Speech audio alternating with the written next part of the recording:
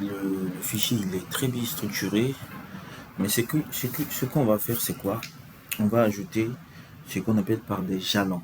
Ok? En gestion de projet, des jalons correspondent aux événements marquants du projet, ou bien la fin d'une étape ou d'un travail. Ok? Souvent, on appelle ça des tâches ou bien des tâches à durée nulle en fait. Maintenant, comment on fait pour ajouter un jalon? Donc, je vais venir ici, je vais faire clic droit, insérer une tâche au-dessus toujours, je vais dire jalon 1. Ok?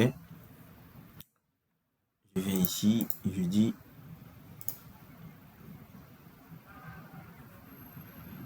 jalon 2 et je viens ici. Donc, ça détermine en fait la fin des tâches. Donc, je dis jalon 3 par exemple. Ok? Voilà. Maintenant, par exemple, comment dire à MS Project que ça, c'est pas une tâche ordinaire, c'est plutôt un jalon. C'est-à-dire, euh, comment le dire? Il faut lui dire que c'est égal à 0, durée 0, ici, durée 0, et ici, durée 0. Ok, on fait entrer. Non, durée 0, autant pour moi. Voilà. Donc, vous voyez que ça revient ici. On les voit ici sous forme de losange parce qu'on a mis durée 0. Donc, automatiquement, MS Project, il sait que ça, c'est maintenant des jalons. Ok,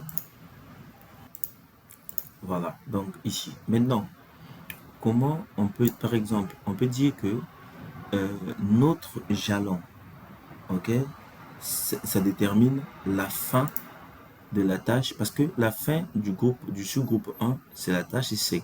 Ok, on peut dire que notre jalon peut être à la fin du sous-groupe C. Donc, ce qu'il faut faire, il faut dire que c'est comme ça. On le met ici. Vous voyez directement à la fin du sous-groupe C, nous avons notre jalon.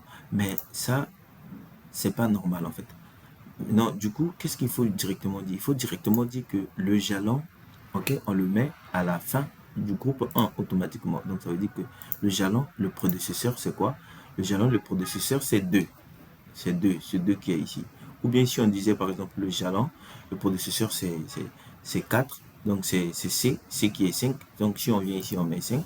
Ok, on fait entrer, on va voir que le jalon va se positionner ici. Maintenant, nous, on va dire que notre jalon, en fait, euh, ça se termine, on le place à la fin du groupe 1. Donc ici, on va dire groupe 1, indice 2.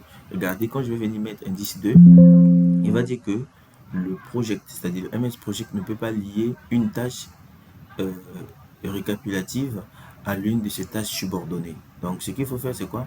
C'est qu'il faut hausser la tâche subordonnée, ok, pour qu'elle ne figure plus dans la tâche récap, puis réessayer. Donc ce que je vais faire, c'est ça. Je vais enlever cette tâche. Je vais dire mon jalon, ok. Il faudra que je le détache. En fait, comment on le fait? On vient ici, on dit hausser la tâche. Je vais cliquer sur hausser la tâche pour que je le décale, ok. Là, il est décalé. Et je vais dire automatiquement que le jalon 1 doit être positionné après la fin donc, du groupe 1. Donc je viens ici, je mets indice 2, tac, je fais entrer, il est directement positionné. Je vais faire la même chose avec le jalon 2. Donc je clique ici, je vais hausser, ok, et je dis que le jalon, son prédécesseur, c'est le groupe 2, donc c'est le 7. Et je vais placer là-bas le 7. Je fais entrer, je vais vérifier, voilà, il est là, le 21e jour. Le 28e jour, je vais venir au niveau du jalon 3, ok, lui aussi, je vais dire la même chose, le prédécesseur, donc d'abord, je le détache, et puis le prédécesseur, c'est le groupe 2, 3, donc c'est 12. Donc je viens ici, je mets 12 et je fais entrer. Voilà, ils sont bien placés. Donc à la fin, donc si on ferme les sous-groupes, vous allez voir que on a un très bon truc. Et voilà, le dernier est là. Donc voilà, à l'avancée, vous voyez les jalons, ok. Sur ça, c'est très bien structuré MS Project pour votre gestion de projet. Donc de façon beaucoup plus professionnelle, il faudra utiliser toutes les paramètres étape par étape pour pouvoir bien gérer votre projet.